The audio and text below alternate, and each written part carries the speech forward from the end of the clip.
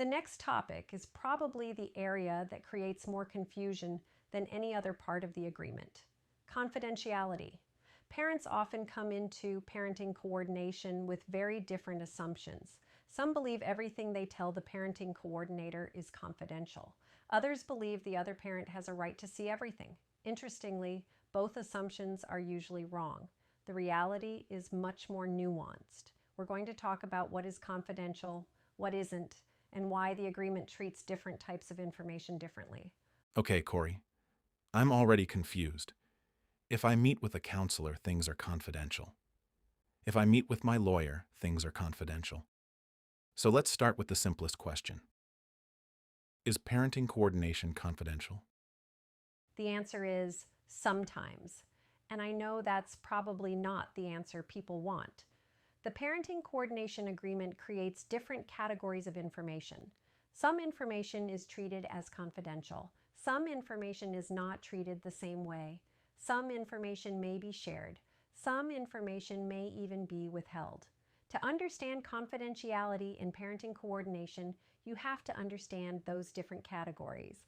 Let's jump right to the question every parent wants answered. Can I send you a private email that the other parent doesn't see? Parents ask that question all the time. The first thing to understand is that parenting coordination is not a private counseling relationship. It's not legal representation. It's a dispute resolution and implementation process.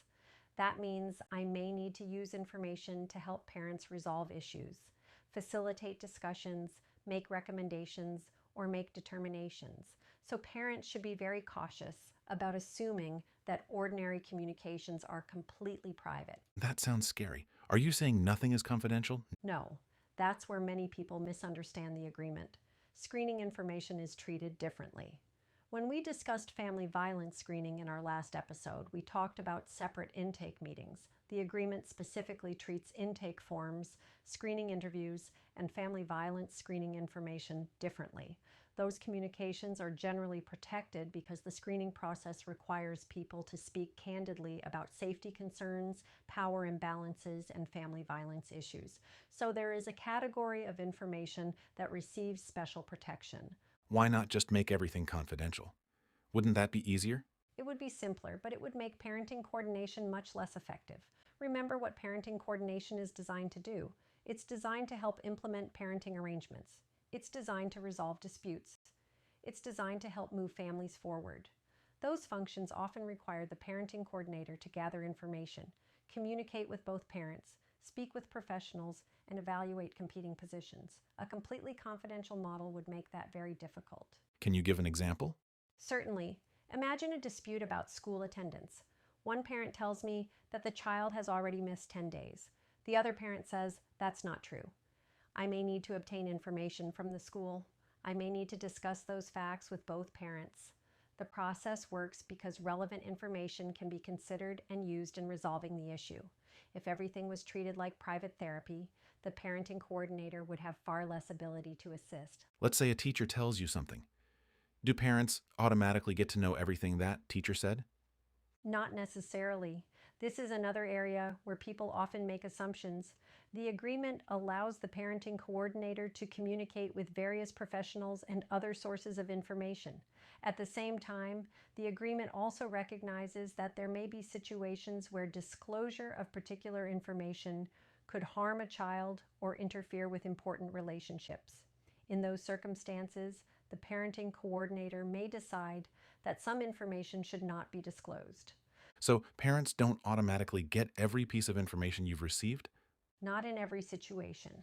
Many parents assume complete transparency means the parenting coordinator must provide every note, every conversation, and every document. The agreement creates a more balanced approach.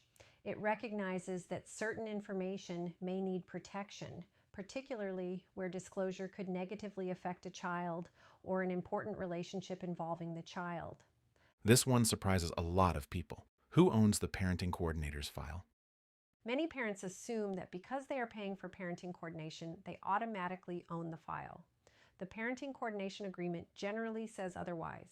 The parenting coordinator's file remains the parenting coordinator's property. That may include notes, drafts, administrative records, screening materials, and other working documents. I can imagine a listener saying, "How is that possible? I'm paying for it." It's understandable why people are surprised by that. But remember that parenting coordinators are neutral professionals. The file is not the property of one parent or the other. The agreement provides protections for those records and contemplates that formal processes may be required if production becomes an issue in future litigation or review proceedings.